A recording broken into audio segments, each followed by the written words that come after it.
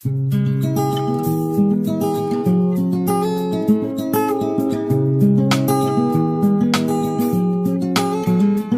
est belle, élégante, une princesse au visage d'ange, simple et délicate, caressée par l'innocence, 15 ans.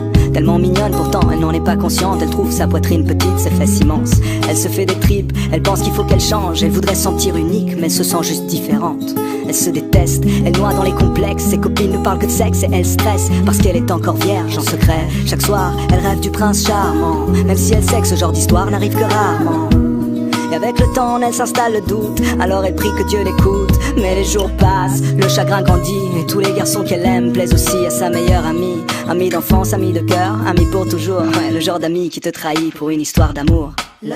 On en parle comme d'une maladie qu'on a souvent lorsqu'on est petit, mais dont on guérit quand on vieillit. Et si à 15 ans l'amour est fictif, pourquoi chante-t-elle dans la langue de Shakespeare un refrain qui fait Let me know when the world is a better place. Maybe then I'll come back.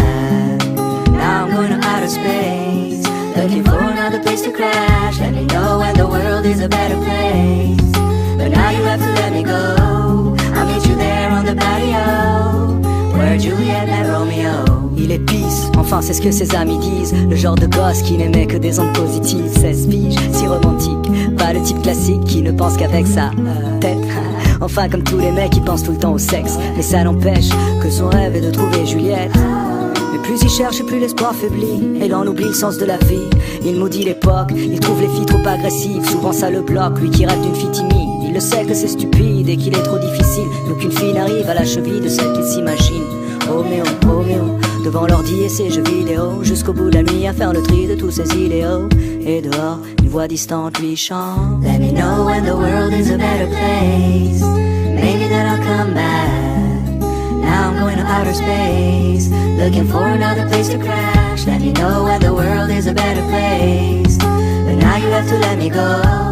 I'll meet you there on the patio, where Juliet kissed Romeo. Elle était seule ce soir-là, il la voit de loin. Elle a le cœur qui bat à 1000 à l'heure, mais fait semblant de rien. Lui pour une fois n'y pense pas trop et son instinct le guide. Et tout lui vient de manière instinctive. Il s'approche d'elle, salut, ça va? Elle lui sourit, et voilà, c'est aussi simple que ça.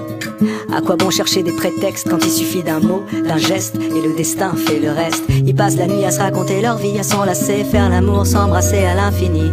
Finally, les deux se sentent vivre, elles écrivent un nouveau chapitre du livre.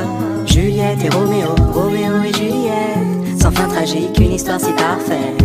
Le genre d'histoire qui aujourd'hui n'existe pas, car ici-bas, souvent, ça finit comme ça.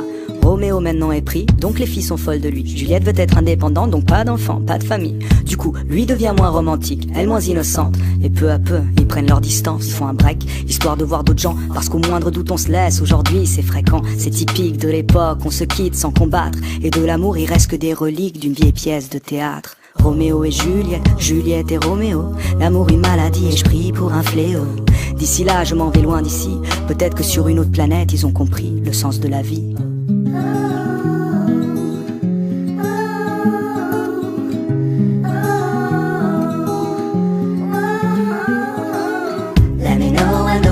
A better place. Maybe then I'll come back.